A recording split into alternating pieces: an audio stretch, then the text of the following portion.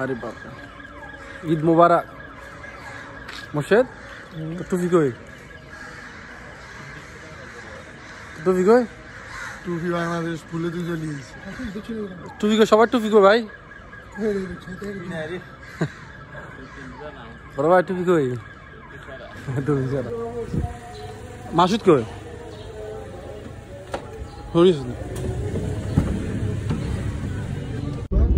ওদিন দেখছি একদম খালি আছে, পানি ফুরিয়ে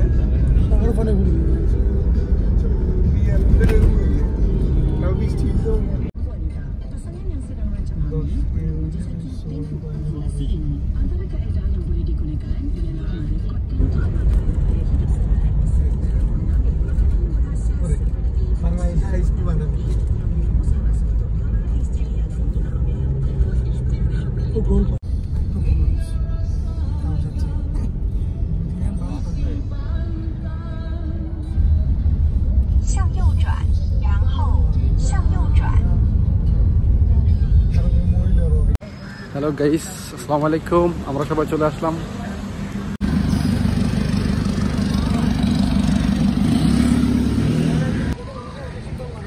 ও মাই গড, এটা হচ্ছে মসজিদ সালাত মালাকা, অনেক বড় একটা মসজিদ।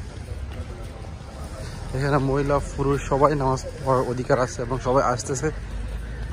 কিছুক্ষণের মধ্যে নামাজ শুরু হয়ে যাবে 9টার দিকে ইনশাআল্লাহ।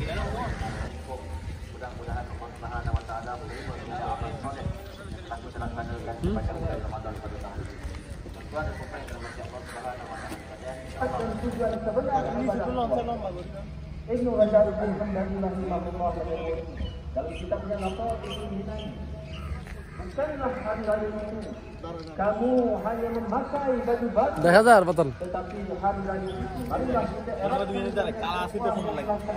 selama ini.